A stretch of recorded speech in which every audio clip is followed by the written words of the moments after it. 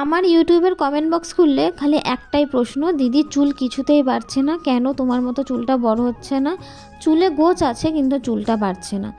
এইটা হলো তোমাদের জন্য মোস্ট রিকোয়েস্টেড একটা ভিডিও।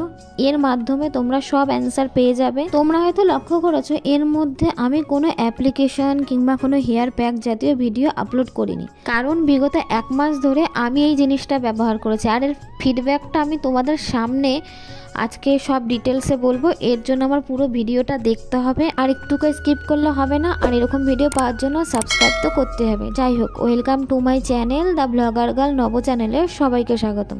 এবার চলো বেশি কথা না বলে সিরামটা কেমনভাবে আমি তৈরি করছি সেটাই তোমাদের সাথে শেয়ার করি। এই সিরামটা বানানোর জন্য আমাদের 3টে জিনিস লাগছে, পিওর ওয়াটার, মৌরি আর হলো কালো জিরা। ব্যাস, তাহলেই হবে। ফার্স্ট কাজ, খানিকটা জল গরম করে নিতে হবে, তার মধ্যে 1 চা চামচ কালো জিরা দিতে হবে। কালো জিরাটা বেশ কিছুক্ষণ ফুটে যাওয়ার পরে তার মধ্যে মৌরিটা 1 চা চামচ দিতে হবে। একটা দিকে লক্ষ্য রাখতে হবে, কালারটা যখন একটু ছাড়বে, একটু হলদেটে টাইপ হবে, তখনই এটা নামিয়ে নিতে হবে। কারণ উনুনে যদি বেশিক্ষণ ধরে ফোটানো হয় তাহলে তার গুণাগুণগুলো নষ্ট হয়ে যায়। এরপরে সিরামটা পুরোপুরি ঠান্ডা হয়ে গেলেই চুলে অ্যাপ্লাই করতে পারবে। আর তোমরা যদি স্টোর করতে চাও 7 দিন মতো ইজিলি স্টোর করতেই পারো। চলো এবার কালো জিরে আর মৌরি আমাদের চুলকে কীভাবে সাহায্য করে সেটাই দেখে নিই। কালো জিরাতে কিন্তু প্রচণ্ড পরিমাণে vitamin B1, protein, phosphorus, zinc আর সবচেয়ে যেটা বেশি আছে ক্যালসিয়াম। আমাদের চুলকে গোড়া থেকে মজবুত করে আর স্ক্যাল্প পরিষ্কার রাখতে সাহায্য করে। আর স্ক্যাল্প পরিষ্কার থাকলেই তো ড্যান্ড্রফের সমস্যা হবে উধাও। আমাদের চুলে মেলানিন বলে একটা উপাদান থাকে যা বয়সের সাথে সাথে আমাদের চুলে কিন্তু আপ ডাউন করে, সেটার ভারসাম্য বজায় রাখে কিন্তু কালো জিরে। মোটামুটি মৌরির গুণাগুণ তো তোমরা জানো। মৌরিতে আছে আয়রন, ম্যাঙ্গানিজ, ক্যালসিয়াম, জিঙ্ক, যা আমাদের চুলকে মজবুত করে। আর সবচেয়ে বড় কথা কি জানো, চুলে যেই চিপচিপে তৈলাক্ত ভাবটা থাকে না, সেটা রিকভারি করতে মৌরি কিন্তু আমাদের অনেক সাহায্য করে। তো চলো এবার দেখিনি আমি এই সিরামটা কখন আর সপ্তাহে কবার ব্যবহার করি আর কিভাবে ব্যবহার করি। সিরামটা কিন্তু পুরোপুরিভাবে ঠান্ডা হবে, তারপরেই কিন্তু সিরামটা চুলে ব্যবহার করা যাবে।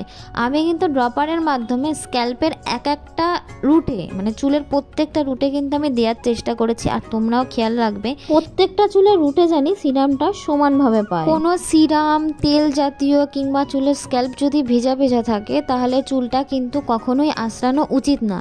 এর ফলে চুল ঝরে যাওয়ার সম্ভাবনা থাকে, চুল ছিঁড়ে যাওয়ার সম্ভাবনা থাকে। আর জোরে জোরে কেউ হেয়ার ম্যাসাজ করবে না। তোমাদের চুলে যদি আগা ফাটা সমস্যা থাকে তাহলে বলবো সিরামটা একটু হাতে নিয়ে জাস্ট হালকা হাতে চুলের আগাটা একটু সিরামটা ব্যবহার করে নিতে পারো। এর ফলে কিন্তু চুলের আগাটা ফাটা কমে আর চুলটা কিন্তু অনেকটা বেশি হাইড্রেট হয়ে থাকে। আর বলি, তোমাদের যেটা সবচেয়ে বেশি আমার কাছে কোশ্চেন থাকে, এই সিরামটা কতদিন ব্যবহার করবে। আমি কিন্তু এই সিরামটা সপ্তাহে 4 দিন ব্যবহার করেছি। আর রাত্রে ঘুমানোর আগেই সিরামটা ব্যবহার করেছি, আর সকালবেলা উঠেই এমনি প্লেন জল দিয়ে স্নান করে নিয়েছি। আর এই সিরামটা ব্যবহার করার পরে কিন্তু কোনো রকমের কোনো শ্যাম্পু ব্যবহার করার দরকার হয় না। তো শীতকালে আমার মনে হয় এটা একটা পারফেক্ট সিরাম। আর আমি এই সিরামটা ব্যবহার করার পরে এরকম আলতোভাবেই চুলটা বেঁধে ঘুমিয়ে পড়েছি, কিংবা চুলটা ছেড়ে দিয়েছি। চুলটা টাইট করে আমি কখনোই বাঁধি না। তো চলো আজকে এই পর্যন্তই, খুব শীঘ্রই ফিরে আসছি নতুন একটা হেয়ার কেয়ার ভিডিও নিয়ে। তোমরা কিন্তু অবশ্যই আমার চ্যানেলটা সাবস্ক্রাইব করে দিও, লাইক তো করোই, আর কমেন্ট করে জানিও কীরকম ভিডিও লাগবে। সবাই ভালো থেকো, টাটা।